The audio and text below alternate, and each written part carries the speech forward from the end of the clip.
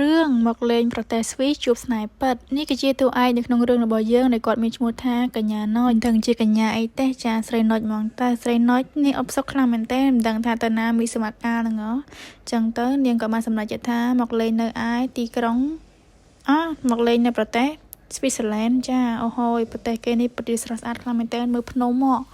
ឡើងស្រស់បំព្រងនៅពីក្រោយខ្នងនាងតែម្ដងនាងក៏បានពោលក្នុងចិត្តថាធ្លាប់តែឃើញរូបភាពទាំងនេះនៅក្នុងទូរទស្សន៍ឥឡូវនេះបានឃើញផ្ទាល់ហើយស្រស់ស្អាតខ្លាំងមែនទែននាងគិតថានាងដូចជាយល់សប្តិហើយពេលនេះថ្ងៃស្អែកចូលមកដល់ស្រីណុចបានរៀបចំខ្លួនយ៉ាងស្រស់ស្អាតដើម្បីដើរលេងកម្សាន្តនៅតាមគេហដ្ឋានគេដោយសារតែគេហដ្ឋានគេនឹងស្អាតពេកអត់ទ្រាំបានផ្កាក៏ស្រស់ស្អាតទៀតដូច្នេះហើយនាងក៏បានរត់ចុះរត់ឡើងពេញតែនឹងហើយស្រីណុចរបស់យើងគឺនាង single ហើយនាងបានគិតក្នុងចិត្តថាបើសិនជាដើរជួបប្រុសសង្ហាមិនដឹងជាសប្បាយចិត្តមិនទេចាហើយតែជានិស័យស្រីណុចក៏បានជួបជាមួយនឹងបរិសង្ហាពិតមែនចំណែកបរិសង្ហានោះវិញនិយាយពីថាដៃដល់ដល់កហើយតែមិនស្គាល់គេសោះយកដៃទាំងឯថ្ពាល់គេទៀតជាអាប៉ែនេះចំណែកឯស្រីណុចយើងក៏មិនណយដែរចាឲ្យគេប៉ះពាល់បានតាមចិត្តហើយទៅលងស្នេហ៍គេឃើញគេសង្ហាមិនធម្មតាទេនេះតែនិយាយគ្នាហើយគេសង្ហាមិនគេដែរយើងនិយាយស្រីមិនត្រូវឲ្យគេប៉ះពាល់បានតាមចិត្តអញ្ចឹងណាប្រាប់ទៅហើយ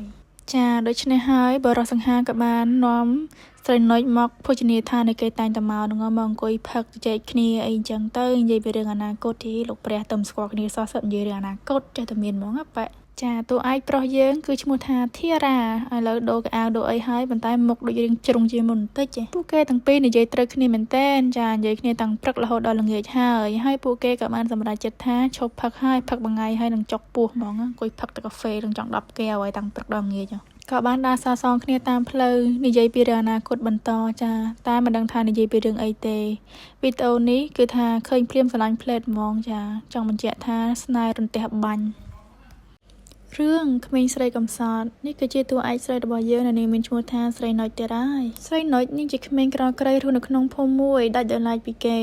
រាល់ថ្ងៃនាងពិតជាខំប្រឹងសិក្សារៀនសូត្រខ្លាំងណាស់ដោយសារតែជីវភាពខ្វះខាតដូច្នេះហើយឪពុកម្ដាយរបស់នាងបានឲ្យនាងឈប់រៀនដូច្នេះនាងក៏បានលួចរៀននៅក្នុងផ្ទះបាយជារៀងរាល់ថ្ងៃតែម្ដងឪពុករបស់នាងបាននិយាយថាឯងធំហើយឯងគួរណាទៅចេញទៅធ្វើការរកស៊ីយកលុយមកចិញ្ចឹមយើងមិនគួរណាទៅរៀនឥតប្រយោជន៍អញ្ចឹងស្រីណុចឮដូច្នេះក៏បានប្រកែកថាទេខ្ញុំត្រូវតែទៅរៀនតែឪពុករបស់គេថាមិនបាច់ទេបើឯងនៅទៅរៀនទៀតយើងនឹងចាប់ឯងរៀបការស្រីណុចនេះគ្មានជំរឿននោះទេបានតែត្រឹមស្រែកយំឆ្លុះគ្នាជាមួយឪពុករបស់នាងតែប៉ុណ្្នឹងឯងតួស្រីរបស់យើងសម្ដែងសមមែនទែនចាទឹកភ្នែកហូរចង់ពីពីងហើយនាងក៏បានរត់មកកាន់សាលារៀនរបស់នាងបានមើលទៅកាន់សាលាហើយនាងមានអារម្មណ៍ថាពិតជាឈឺចាប់ខ្លាំងណាស់នៅពេលដែលនាងឈប់រៀនបែបនេះព្រោះអីនាងស្រឡាញ់ការសិក្សាខ្លាំងជាងអ្វីៗទាំងអស់ធំឡើងនាងមានក្តីសម័យធ្វើជាកាយនាំផ្លូវប៉ុន្តែចុងក្រោយបែរជាអត់បានរៀនទៅវិញនាងពិតជាខកអំណងនឹងខ្លួនឯងនិងគ្រួសាររបស់នាងខ្លាំងណាស់នាងកំពុងតែឈរយំសុកស្រាប់តែមានសិស្សសាលាស្រី2នាក់ហ្នឹងក៏បានមកនិយាយឌឺដងឲ្យនាងតា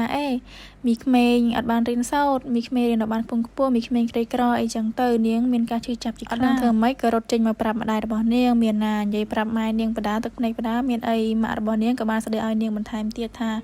ឯងឆាប់ចេញភ្លាមទៅបើសិនជាឯងនៅតែចង់ទៅរៀនបែបនេះទៀតឪពុកក៏ស្ដីឲ្យម្ដាយក៏ស្ដីឲ្យនាងទ្រាំមិនបាននឹងពាក្យសម្ដីទាំងអស់ហ្នឹងនាងក៏បានសម្រេចចិត្តរត់ចេញពីផ្ទះចាពេលរត់ចេញពីផ្ទះហ្នឹងគឺថាមានភ្លៀងខ្លាំងមែនទែនចារត់ផងយំផងស្រីណុចរបស់យើងរត់តាំងពីខោខ្មៅរហូតដល់ខោសហើយចាឈឺចាប់ខ្លាំងពេកយំផងសើចលាយំលីសើចពេញតែនឹងឯងមានណានាងក៏បានលងទឹកហើយក៏មាននារីម្នាក់ហ្នឹងមានចិត្តល្អមែនទែនគាត់ក៏បានមកជួយនាងហើយគាត់ក៏បាននិយាយថាឯងមិនបាច់អស់សង្ឃឹមទេចាំយើងជួយឧបត្ថម្ភឲ្យឯងបានរៀនសូត្រដូច្នេះហើយស្រីណុចរបស់យើងនាងក៏សប្បាយចិត្តឡើងវិញចាហើយនាងក៏បានអរគុណទៅកាន់អ៊ំស្រីម្នាក់នោះ